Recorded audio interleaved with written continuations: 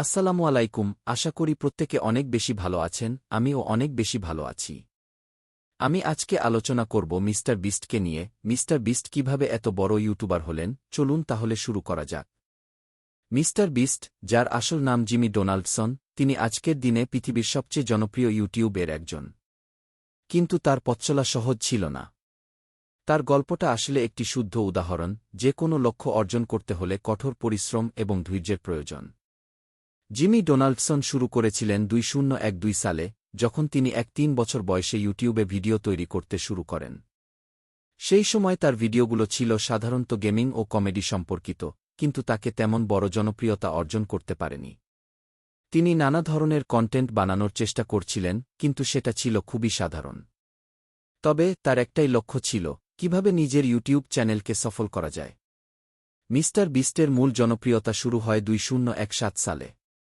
সে বছর তিনি একটি ভিডিও আপলোড করেন যার নাম ছিল উখানটিন্টো 100,000,100,000 পর্যন্ত গোনা। এতে তিনি প্রায় 2-4 ঘণ্টা ধরে শুধু সংখ্যা গুনছিলেন। ভিডিওটা এতটাই অদ্ভুত এবং অন্যরকম ছিল যে মানুষ সেটা দেখতে আগ্রহী হয়। তবে সেখান থেকেই তার জনপ্রিয়তা বাড়তে থাকে। এরপর তিনি একে একে আরও অনেক ভিন্নধর্মী চ্যালেঞ্জ ভিডিও প্রকাশ করতে থাকেন। মিস্টার বিস্টের সাফল্যের পেছনে কিছু গুরুত্বপূর্ণ কারণ ছিল। অদ্ভুত এবং নতুন ধারণা। তার ভিডিওগুলোর কন্টেন্ট ছিল একদম নতুন, অদ্ভুত এবং মানুষকে আকর্ষণ করার মতো।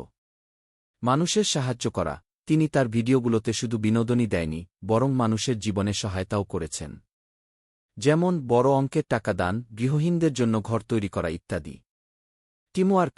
তিনি তার চ্যানেলকে বড় করেছেন একটি শক্তিশালী টিমের মাধ্যমে, যারা একসাথে কাজ করে গিয়েছে। মহান এক দানশীল মানুষ হিসেবে মিস্টার বিস্টের লক্ষ্য ছিল মানুষের জীবনে পরিবর্তন আনা, এবং তার এই কাজগুলো মানুষকে প্রেরণা দিয়েছে।